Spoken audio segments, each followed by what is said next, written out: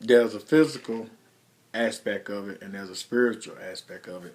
And I really think what I was telling Brother Kevin today, that what we do, we get caught up in the physical part of it until we lose sight as in who we are. So when I was saying that we are the church, basically what I was saying, that God lives in us, and see, we get so caught up in the structure of the building till we really think that that God is there, but God is in us. So when we come together, the Bible also say where there's two or three are together in His name, Jesus is there with us.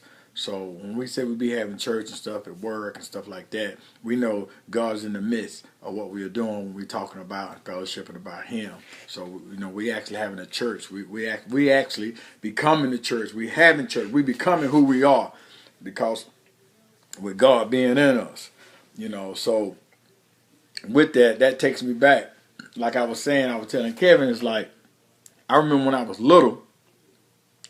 I can't remember what age it was, but I used to think, being brought up in the average, traditional church, little church, Mount Cabra, we steep tradition and stuff, and I used to think that God lived in that building, and I mean, I like I said, it may sound funny, but and there may be some people out there that feel this way. I don't know. Maybe this helps somebody, but I used to think that God actually lived in that building because we paid so much reverence to that physical place, to that building, till we lost sight that God was actually in us. So, like growing up, it's like Mount Calvary. It's like if to be there, to come there is where you met God. It's like communion, we had to have the white gloves on and everything, you in the Lord's house and take that hat off and everything was so strict. We were so strict about it, and don't get me wrong, there's nothing wrong with it, but you just like I was telling Kevin, you don't want to lose sight of it though, that knowing that the physical is overpowering the spirit part of it, because I'm dealing with it based from the perspective as in when Peter, let me see, can I find it? When Peter made the profession that Jesus was the Christ. Let me see.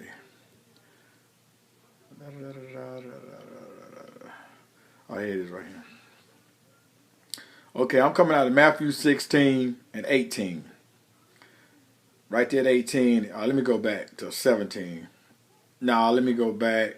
Let me go back. Well, let me go over back 13. Let me read it right quick. Okay. When Jesus came to the region of Caesarea and Philippi, He asked His disciples, "Who do people say the Son of Man is?" Now, He's asking them the question, who do people say that I am? They replied, some say John the Baptist, some say Elijah, others say Jeremiah, or one of the prophets. So they naming all these religious foes, right? These other men that done came before Him. They saying, okay, verse 15. But what about you, He asked. What do you say? Who do you say I am? Now, that's the question. Because even though they were saying what other people were saying, so He asked His disciples, okay, who do you say I am? No different as in someone coming to you and asks you, who is Jesus to you? I mean, who do you say He is, right? So then it goes on, it says, Simon Peter answered, "You are the Messiah, the Son of the living God." Jesus replied, "Blessed are you, Simon, son of Jonah, for this was not revealed to you by flesh and blood, but by my Father in heaven." Now watch this. Let me stop right there. So when Peter said that you are the Messiah, you are the Messiah, the Son of the living God. And then Jesus had to respond to that. He said, "Blessed are you." I mean, it was like, okay, flesh and blood didn't reveal that to you. Only that was revealed by my Father in heaven. So that was the confession made known, that the Father revealed it, flesh and blood. In other words, did nobody else tell you that? Did nobody in this physical realm could have told you who I was unless the Father revealed it to you? So with that, he said, I tell you that you are Peter. On this rock I will build my church, and the gates of hell, or Hades, or hell, will not overcome it.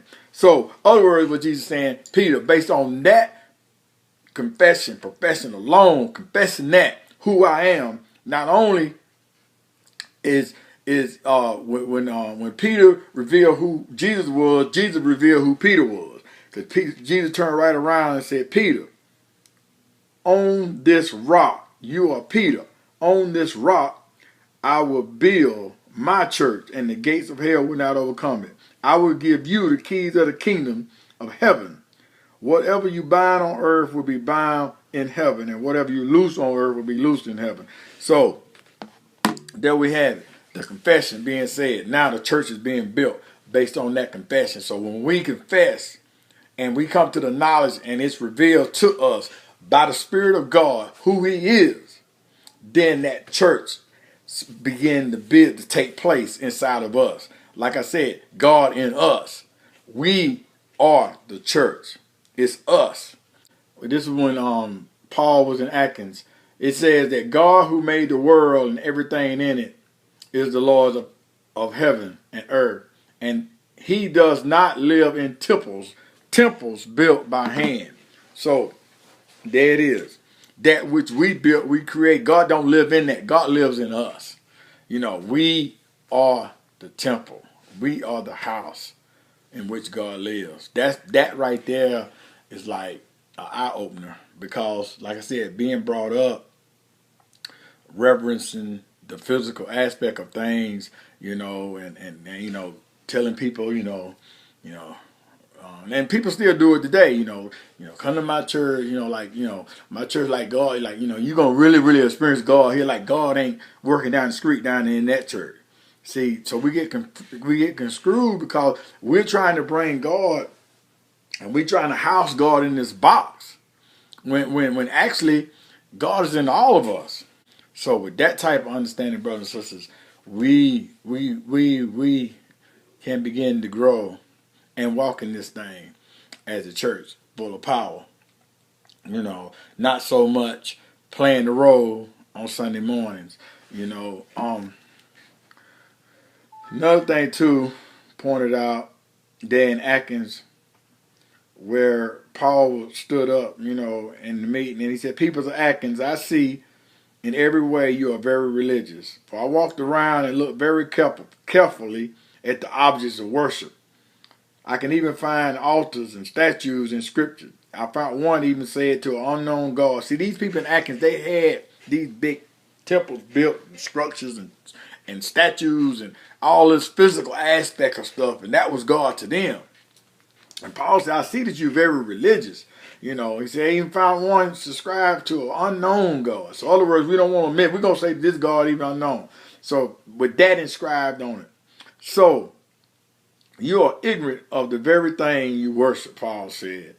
And this is what I am going to proclaim to you. That's when he goes in to say that God who made the world and everything in it is the Lord of heaven and earth, and He does not live in temples built by human hands. So along with that, brothers and sisters, I guess I can say when we understand who we are and the power that's actually been given to us, then we would be able to walk in this type of power and not be so caught up in the physical aspect structure. Because when I say that, we can easily be caught up in things as what color the carpet, what color the pews, do the choir wear choir robes, do I need a microphone or not, or whatever, is the sound, whatever.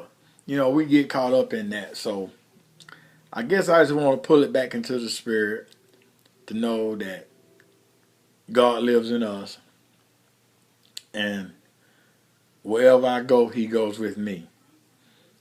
And but that's just some of the things we were talking about at work. You know, talking about the